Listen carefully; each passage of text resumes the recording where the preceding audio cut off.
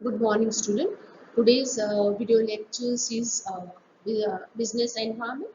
और business environment में हम ये वाले lectures में internal factors के बारे में पढ़ने वाले हैं। इसके पहले जो हमने वीडियो देखा है उसमें मैंने पूरे एक्सटर्नल फैक्टर्स आपको एक्सप्लेन किए थे। एक्सटर्नल फैक्टर्स जो कि हम उस पर कंट्रोल नहीं कर सकते, natural environment, technological, political, legal, ये सब हमारे external factors. But internal factors क्या है बिजनेस के?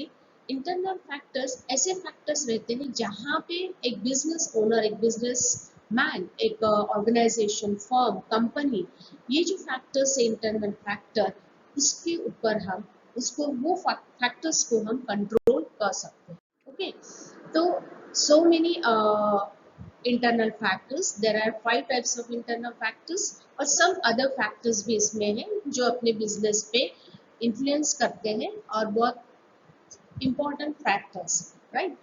So internal controllable factors जो है, तो इसमें the policies decided by shareholders, managers, labor unions and the employees are known as internal environment are discussed as follows.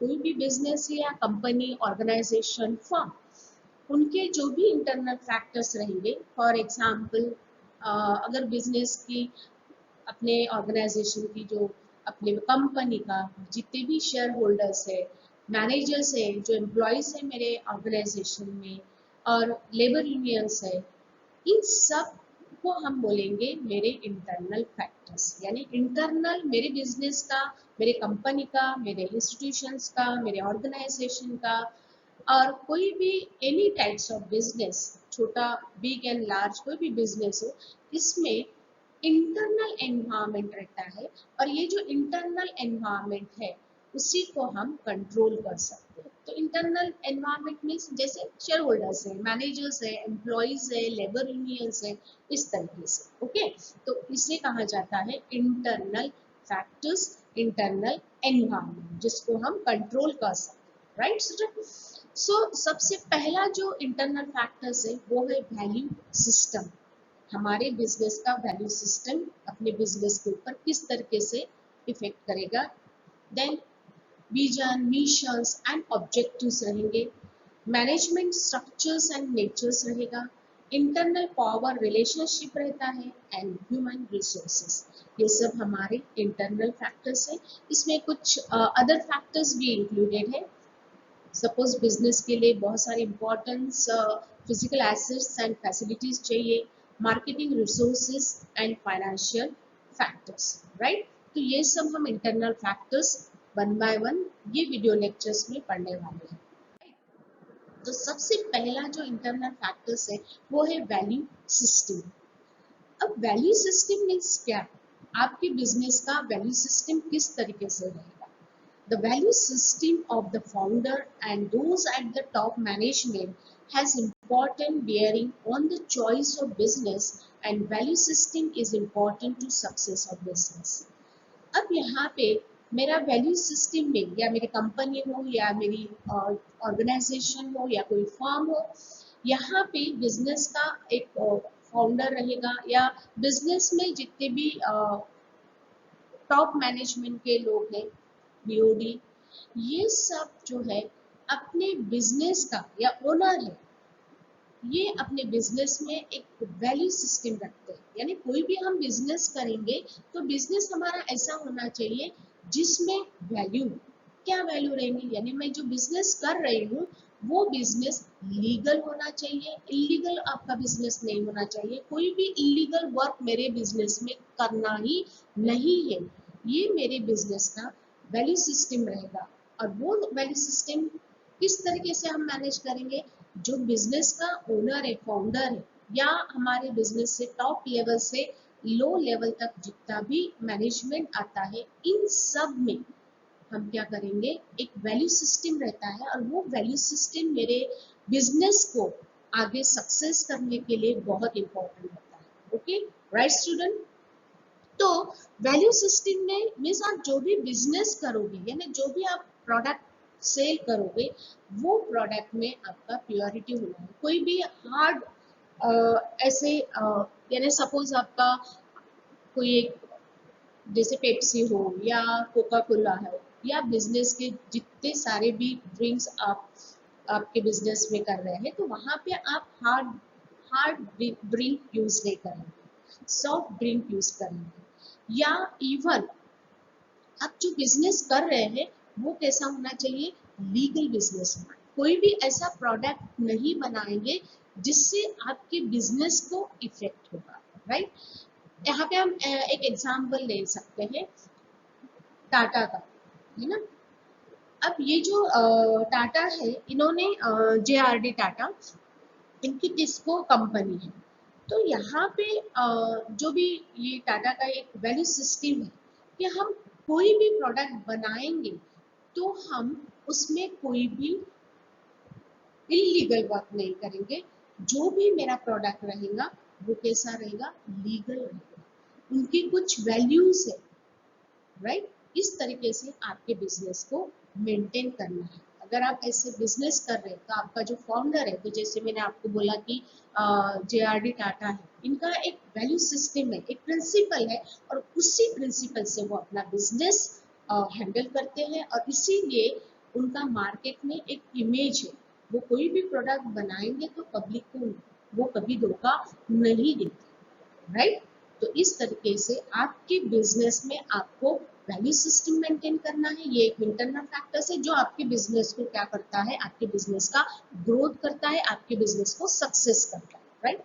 The next is business का vision, mission and objectives क्या है। Business का vision, mission, objectives ये है कि हम business में profit तो अर्न कर रहे हैं, या मेरे बिजनेस को एक डोमेन, ये सुपर हाई लेवल पे मुझे मेरे बिजनेस को लेके जाना है। तो एक प्रॉपर डायरेक्शन से आपके बिजनेस में आपके बिजनेस का विजन, मिशन एंड ऑब्जेक्टिव्स होना चाहिए। The business domain of the company, priorities, directions of development, business philosophy and business policy etc. are guided by the vision, mission and objectives of business। यानी आपके business का जो भी objectives है, vision है, mission है, ये सब बिजनेस की जो भी पॉलिसी है उस डायरेक्शन से आपका प्रायोरिटी क्या है, जो बिजनेस पॉलिसी है वो डायरेक्शन से आपके बिजनेस को लेके जाना है, उसका डेवलपमेंट करना है। बिजनेस की फिलोसॉफी, बिजनेस की पॉलिसी, ये सब एक डायरेक्शन से गाइडेड, आपको एक डायरेक्शन, प्रॉपर डायरेक्शन से आप इसको क्या करेंगे, आपका vision, mission and objectives business में सक्सेस करेंगे, राइट। उसी लिए आपके बिजनेस में वैल्यू सिस्टम इंपॉर्टेंट है, right. The next is management structure and nature. अब management structure and nature means क्या, the compositions of board of directors, extent of professionalism and of management etc. are important factors influencing business decisions।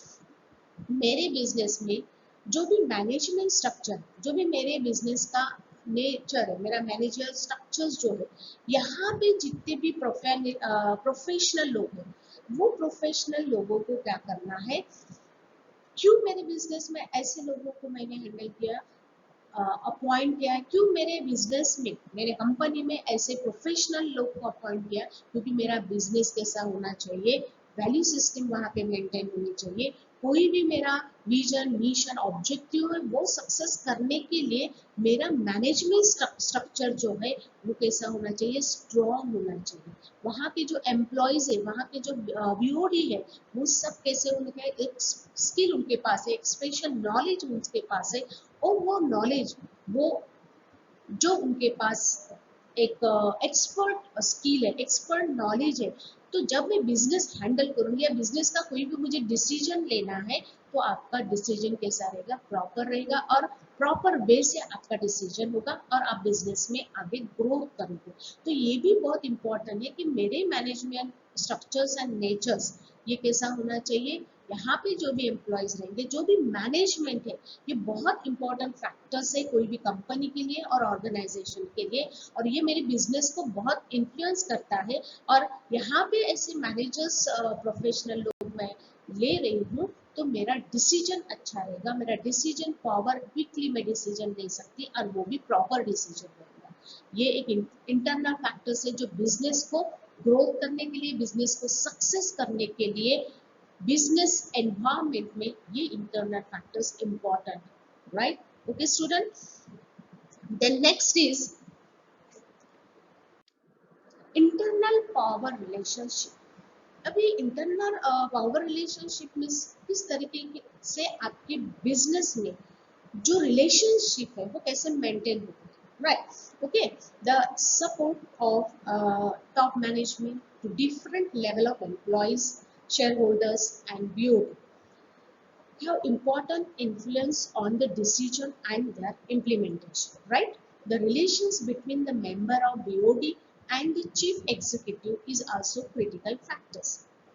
अब यहाँ पे जो मेरे business को बहुत support कर रहा है ऐसा मेरा मैनेजमेंट है, और वो मैनेजमेंट में ऐसे प्रोफेशनल लोग हैं जो काफ़ी एक्सपर्ट है, नॉलेजेबल है, और मेरा जो वैल्यू सिस्टम है पावरफुल है, एक प्रिंसिपल एक वैल्यू से ही मेरा बिजनेस हो रहा है।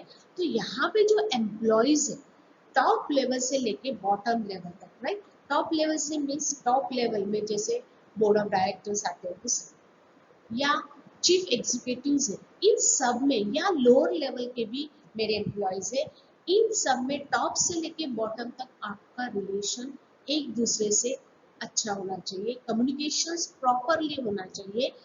तो ये आपके बिजनेस पे काफ़ी इफेक्ट करता है, और आपके बिजनेस को सपोज बीओडी है, बोर्ड ऑफ डायरेक्टर्स है, उसके ऊपर क्या है, चीफ एग्जीक्यूटिव है, यानी उन्होंने जो डिसीजन दिया है आपको फॉलो किया है, फॉलो करना ही है। और बाद में जो middle level and low level के एम्प्लॉयज है उनको भी वो डिसीजन फॉलो करना है। अगर ऐसा रिलेशनशिप आपके इंटरनल एनवायरमेंट में मेंटेन हो रहा है तो आपका बिजनेस का डेवलपमेंट, आपका बिजनेस का डिसीजंस, आपके बिजनेस का इम्प्लीमेंटेशंस प्रॉपर वे से चलेगा। सपोज यहाँ पे मैं एग्जांपल दे रही हूँ, एक कंपनी है या एक बिजनेस फर्म है, वहाँ पे जो भी बिजनेस के बीओडी है तो सभी फैमिली मेंबर्स, राइट? अब यहाँ पे सभी फैमिली मेरे मेंबर्स है, तो यहाँ पे ये जो फैमिली मेंबर्स है तो उनके नीचे जो भी लोअर लेवल या मिडिल लेवल के एम्प्लॉयज है तो वो क्या करेंगे, अपना ऑर्डर देंगे। और इस तरीके से अगर आप रिलेशन सिर्फ ऑर्डर दे रहे हैं, उनके बारे में नहीं सोच रहे हैं, और ऑर्डर पे ऑर्डर देके आप वो एम्प्लॉय का और आपका जो रिलेशनशिप है वो अच्छा नहीं रहेगा। और ये रिलेशनशिप अगर इंटरनल फैक्टर मेरा ऐसा दिख रहा है तो आपका ग्रोथ जो है बिजनेस का नहीं होगा। तो मोस्टली हम देखते हैं कि फैमिली बिजनेस रहता है तो यहाँ बहुत ही क्लोज रिलेशनशिप वाले ही मेंबर्स रहेंगे बीओडी में, तो हो सकता है वो लोअर लेवल के लोगों के ऊपर अपना जो भी उनको पावर्स है तो अच्छी तरीके से उनको हैंडल नहीं करेंगे। तो इस तरीके से कुछ कुछ बिजनेसेस में होता है।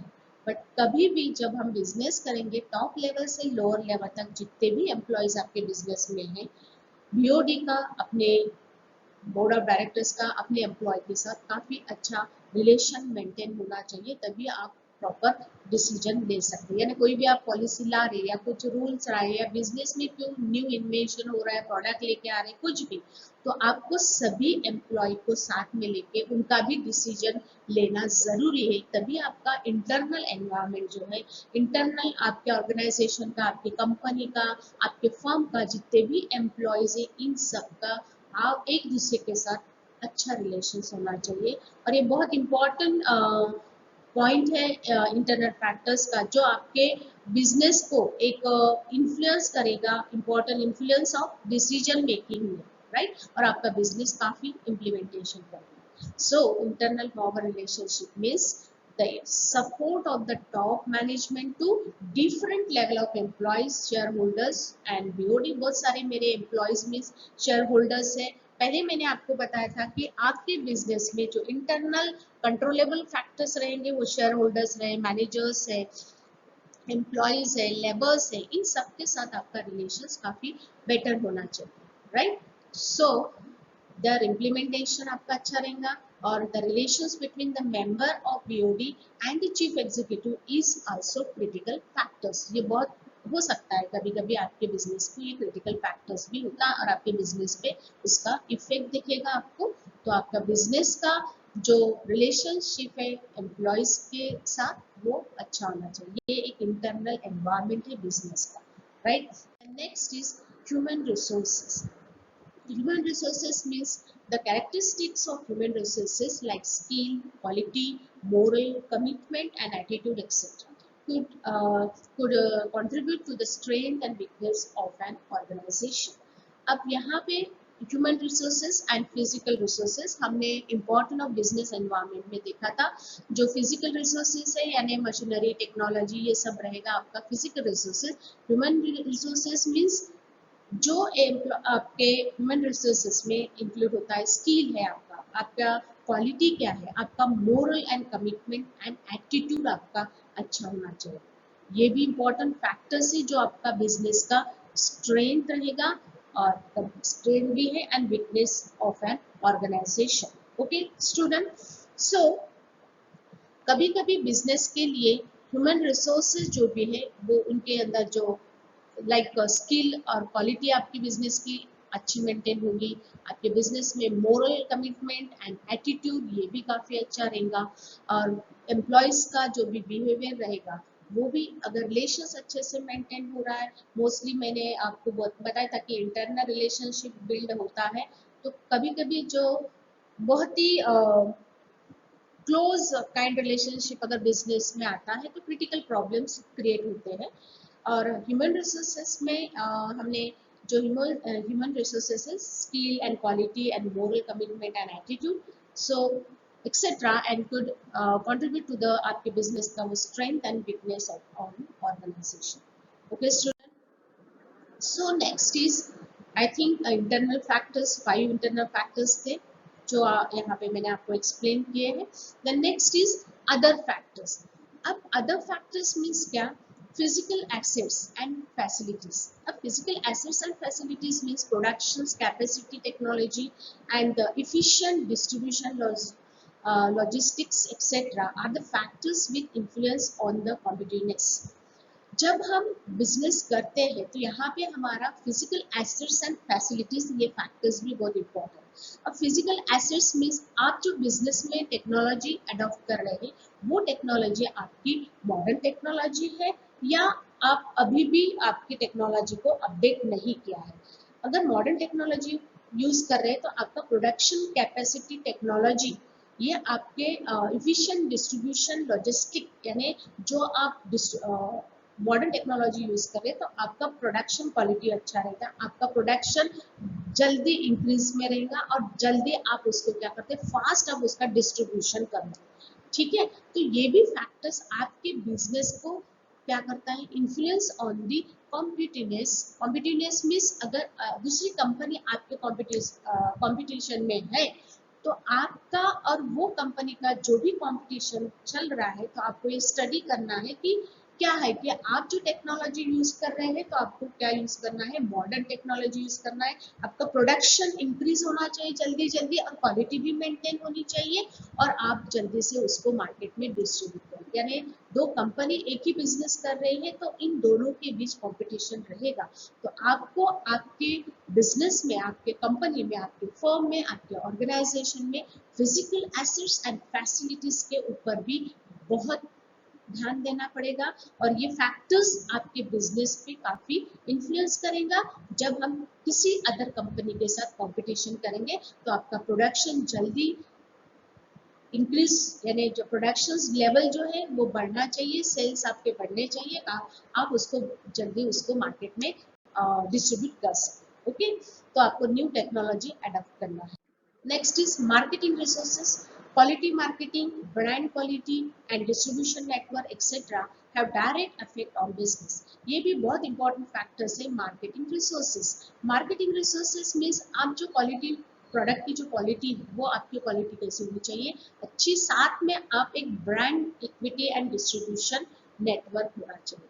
आप जो ब्रांड यूज कर रहे हैं और वो अगर आपका मॉडर्न टेक्नोलॉजी है तो मार्केटिंग आपका जो क्वालिटी प्रोडक्ट रहेगा बेटर रहेगा। इवन आपका ब्रांड का प्रोडक्ट आप कोई ब्रांड यूज कर रहे हैं वो आपका ब्रांड काफ़ी उसका ब्रांचेस होने चाहिए, ये आपका जो नेटवर्क है, ये जो मार्केटिंग रिसोर्सेज रहेगा, ये डायरेक्ट आपके बिजनेस को अफेक्ट करे। तो मार्केटिंग रिसोर्सेज ये भी एक अदर फैक्टर्स है बिजनेस एनवायरनमेंट का। And next is financial factors. Financial factors की बहुत ही इंपॉर्टेंस है।